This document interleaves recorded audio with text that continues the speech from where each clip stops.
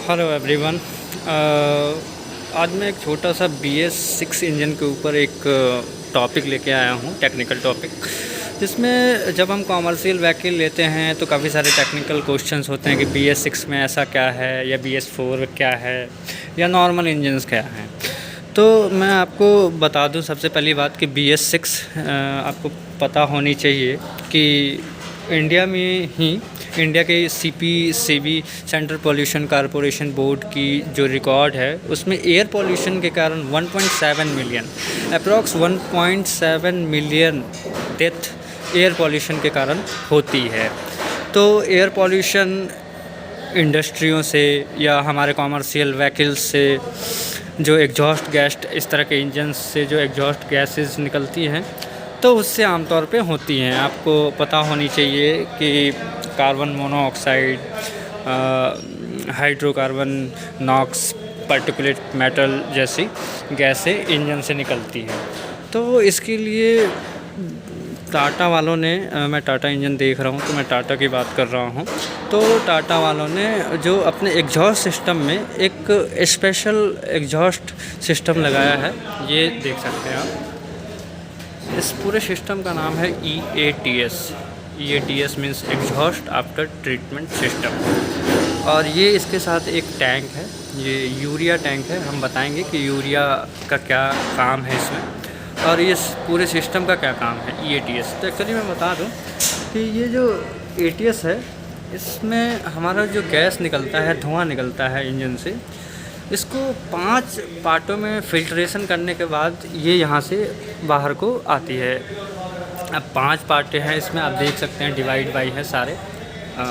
आप छोटा छोटा सर्कुलर कटआउट भी देख रहे होंगे। तो ये 5 है, फ़िल्ट्रेशन प्रोसेस है। इसमें 5 तरीके से फ़िल्टर होती है एयर। जिसमें सबसे पहला हमारा DOC है, सबसे पहला।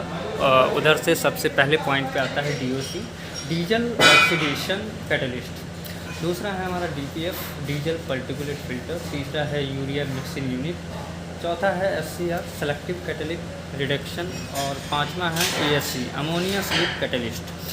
तो सबसे पहले बात करते हैं DOC। तो इंजन से जो हमारा धुआं एग्जॉस्ट सिस्टम से निकल के आता है, ये आप देख रहे हैं।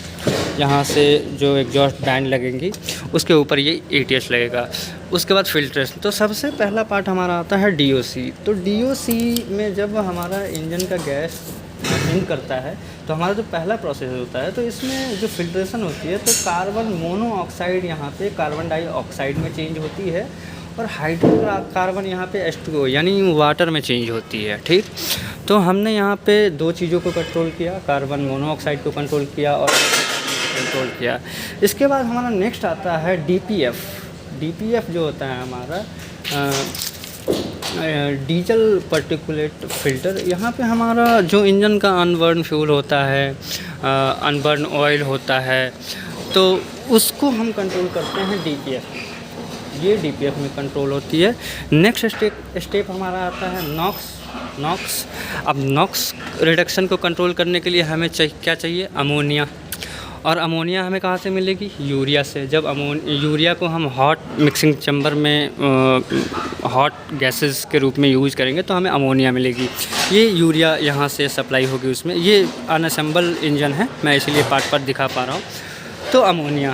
तो अमोनिया हमारा यूरिया में हॉट गैस के रूप में निकल के आता है। फिर वो प्रोसेस आती है आगे SCR में।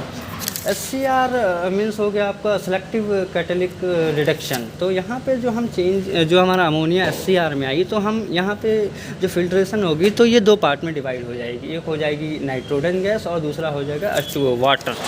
तो हम इस तरह से एयर पोल्यूशन को, इंजन के अंदर से निकलने वाली हाइड्रोकार्बन और carbon monoxide, NOx, particulate metal को कंट्रोल करते हैं, जिससे कि आने वाले टाइम पे किसी तरह की जो हम इस तरह के देख रहे हैं केसेस एयर पोल्यूशन के कारण जो हो रही है, तो हमारे कॉमर्शियल व्हीकल सेक्टर से, हमारे इंजन सेक्टर से, हमारे इंडस्ट्रियल सेक्टर से किसी तरह की नुकसान ना हो।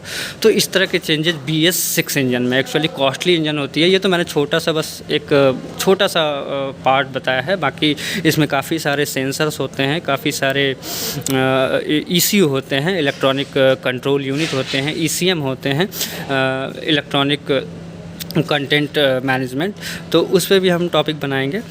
Thank you.